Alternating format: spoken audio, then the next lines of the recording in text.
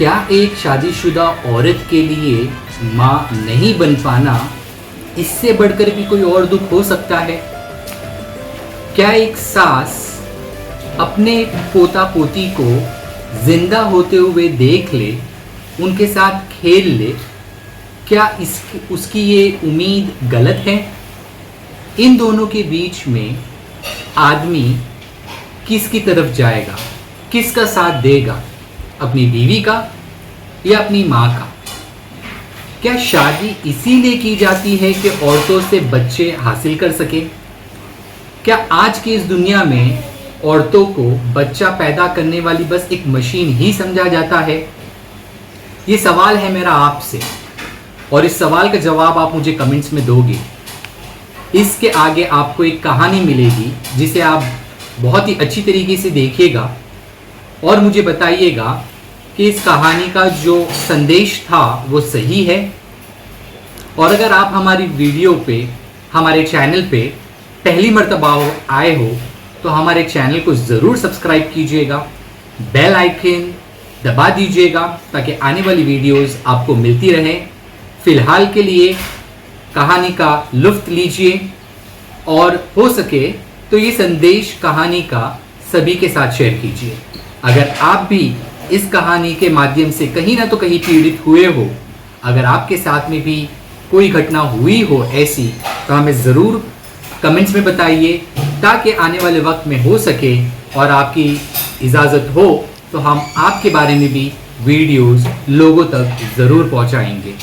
धन्यवाद और हमारे साथ जुड़े रहिए। Thank you. डॉक्टर मैडम, ज़रा ठीक से चेक करके बताइए ना। कई बड़े बड़े डॉक्टर को दिखाया है लेकिन मेरी बहू माँ ही नहीं बन पाती। मैंने शीतल को बहुत अच्छे से चेकअप किया है।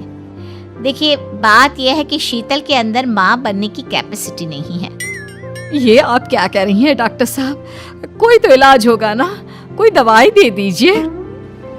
देखिए, कुछ प्रॉब्लम ऐसी होती है जिनका कोई ट्रीटमेंट नहीं होता। आई एम सॉरी टू से, लेकिन शीतल कभी माँ नहीं बन सकती क्योंकि उसके यूट्रस में अंदर से ही कुछ प्रॉब्लम है।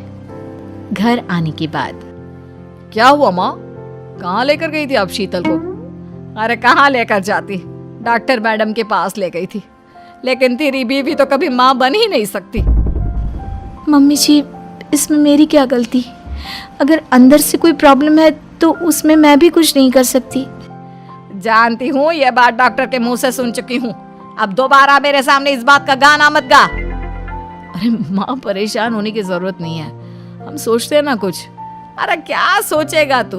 जब डॉक्टर कह चुका है कि तेरी बीवी माँ नहीं बन सकती, तो बता क्या सोचेगा तू? कहाँ से लाएगा बच्चा? माँ, ये तो मैं भी नहीं जानता। अभिमन्यु, क्यों ना हम अनाथ आश्रम से एक बच्चा गोद ले आए? क्या फर्क पड़ता है बच्चा हमारा हो या गोद लिया हुआ? हाय, बड़ी बातें बनाने वाली, क्या फर्क पड़ता है?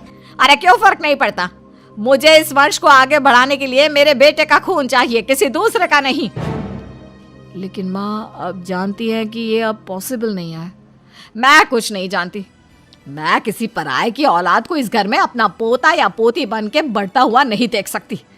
मेरा वंश मेरे बेटे के खून से ही आगे बढ़ेगा। लेकिन मम्मी जी, ऐसा अब तक का आपको वीडियो कैसी लगी?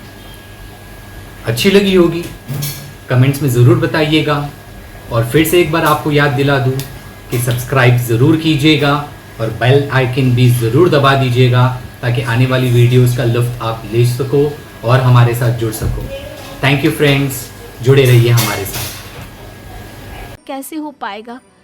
आप अच्छी तरह जानती है ना, मेरा और अभिमन्यु का बच्चा नहीं हो सकता। तो मैं अपने बेटे की दूसरी शादी करवाऊंगी और अपनी दूसरी बीवी से यह मुझे बच्चा पैदा करके देगा। ये आप क्या कह रही हैं माँ? मैं किसी और से शादी नहीं करने वाला। मेरे रहते हुए आप अभिमन्यु की शादी किसी और से करवाएंगी? मम्मी जी, आप ऐसा कैसे कर सकती हैं? तू बस देखती जा बहू, मैं ऐसा कैसे कर सकती हूँ। कुछ दिनों के बाद, अभिमन्यु, मैंने तेरे लिए लड़की ढूंढ ली है।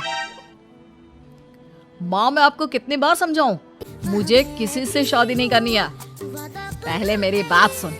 ये जो चमेली है ना, हमारे घर में काम करने आती है, वो तुझसे शादी करने के लिए तैयार है। मम्मी जी, आप अभिमन्यु की शादी एक नौकरानी के साथ करवाएंगी? वो इसलिए क्योंकि चमेली दिखने में बहुत खूबसूरत है, बच्चा भी सुंदर ही होगा। मम्मी जी, लेकिन एक बच्चे के लिए अपने बेटे की शादी नौकरानी के साथ करवाना, क्या ये सही है?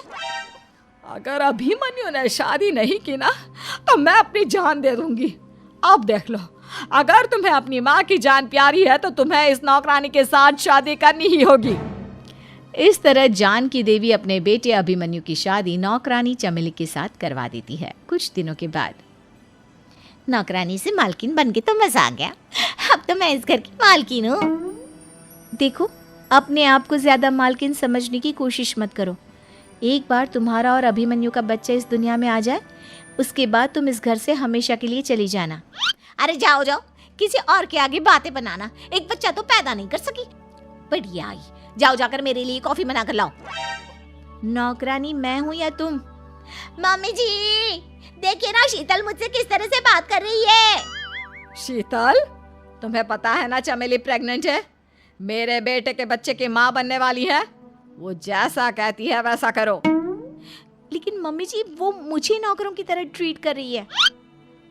अरे तो करेगी ना, वैसे भी बहू तुम हो किस काम की, एक बच्चा तो पैदा नहीं कर सकती। जाओ अब घर के सारे काम करो और चमेली को आराम करने दो। थैंक यू मम्मी जी, भगवान आपका भला करे। आप नहीं होती तो मैं नौकरानी से महारानी कैसे बनती। देखो, तुम्हें जो चाहिए सब मिलेगा, खूब खाओ पियो, मजे की जिंदगी जियो, लेकिन बस मुझे एक बच्चा पैदा करके दे दो। कुछ दिनों के बाद, मम्मी, बच्चे के लिए आपने मेरी शादी चमेली के साथ करवा तो दी, लेकिन दिन और रात का चैन मिट गया है। सारा दिन शीतल और चमेली की बहस चलती रहती है। अब शीतल को इस घर में रखने से क्या होगा, मैं तो कहती हूँ उसे घर से निकाल दो, है भी किस काम की। मैं ऐसा नहीं कर सकता माँ, वो मेरी पत्नी है, उससे बहुत प्यार करता हूँ मैं। तुम्हारी पत्नी चमेली है, चमेली, उससे प्यार करो। अरे तुम्हारे बच्चे को जन्म देने वाली है वो। अभिमन्यु, मैं खुद ही इस घर से चली जाती हूँ। वैसे भी अपने ही घर में नौकरों की तरह रहकर परेशान हो चुकी हूँ। घर की नौकरानी मेरे ऊपर हुक्म चलाती है, वो तुम्हारी पत्नी बन चुकी है। अब मेरा इस घर में क्या काम? अभिमन्यु के बार बार रोकने पर भी शीतल उस घर से चली जाती है। कुछ दिनों के बाद चमेली एक बच्चे को जन्म देती है। भगवान ने मेरी सुन ली, मेरे बेटे का घर भर गया, उसका अपना बच्चा इस दुनिया में आ गया। मम्मी जी, बच्चे को हाथ लगाने से पहले मेरी एक शर्त तो सुन लो। तुम कहना क्या चाहती हो चमेली? आपकी मम्मी को बहुत शौक था ना अपने पोते को खिलाने का। अब देखो, इस दुनिया में हर चीज की कोई ना कोई कीमत तो होती है। तुम अपनी आधी प्रॉपर्टी मेरे नाम कर दो, बच्चा तुम्हारे नाम। अरे लेकिन मैंने अपने बेटे से तुम्हारी शादी करवाई है, अब ये सौदेबाजी कहाँ से आ गई? जो औरत अपनी बहू को घर से निकाल कर एक नौकरानी के साथ अपने बेटे की शादी करवा दे, वो तो सौदेबाजी कर ही सकती है ना। उसका कैसे भरोसा कर सकते हैं? मुझे बस आप लोगों की प्रॉपर्टी चाहिए, उसके बाद ही बच्चे को आप हाथ लगा सकते हैं। मैंने कहा था ना मम्मी, आप गलत कर रही हैं। देखिए, उसका नतीजा आपके सामने है। जब शीतल को पता चलता है कि अभिमन्यु और चमेली का बच्चा दुनिया में आ गया है, तो वो अपने घर पहुंचती है। अभिमन्यु, कहाँ है आपका बच्चा? क्या मैं उसे देख सकती हूँ? कुछ भी मत पूछो शीतल, माँ की हुई एक गलती हम लोगों पर भारी पड़ रही है। वो नौकरानी अपनी औकात पर आ गई है और अब हमसे अपनी आधी प्रॉपर्टी मांग रही है, वो भी बच्चे के बदले में। एक बात कहूँ अभिमन्यु, आप उससे कुछ भी देने से मना कर दो। अरे कैसी बात कर रही हो? मेरे बेटे की औलाद है उसके पास, ऐसे कैसे मना कर दे?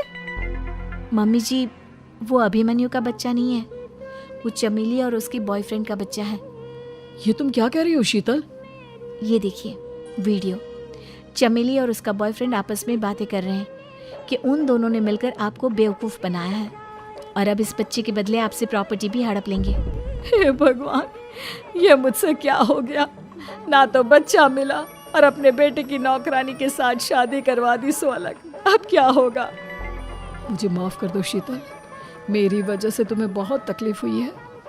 अभिमन्यु, मैंने कहा ना, उस नौकरानी को उसके बच्चे सहित इस घर से बाहर निकाल दो। लगता है मेरे अभिमन्यु का बाप बनने का सपना अधूरा ही रह जाएगा। अभिमन्यु, अपनी मम्मी से कहो कि परेशान ना हो। आपको याद है एक बार हम एक IVF सेंटर गए थे, मैंने फिर से वहाँ जाकर बात की थी और आपको पता है इस बार मैं प्रेग्नेंट हूँ, क्योंकि हमने वहाँ पर प्रोसीजर करवाया था जिसकी वजह से मैं प्रेग्नेंट हो गई थी। और इस बात का पता मुझे बस कुछ महीने पहले ही लगा है। हमारा बच्चा इस दुनिया में आने वाला है अभिमन्यु। मुझे माफ कर दो शीतल बहू, मुझसे बहुत बड़ी गलती हो गई। कोई बात नहीं माँ, लेकिन अब हमें उस धोखेबाज नौकरानी को इस घर से बाहर निकालना है और इस घर की मालकिन को वापस घर लाना है, वो भी अपने बच्चे के साथ।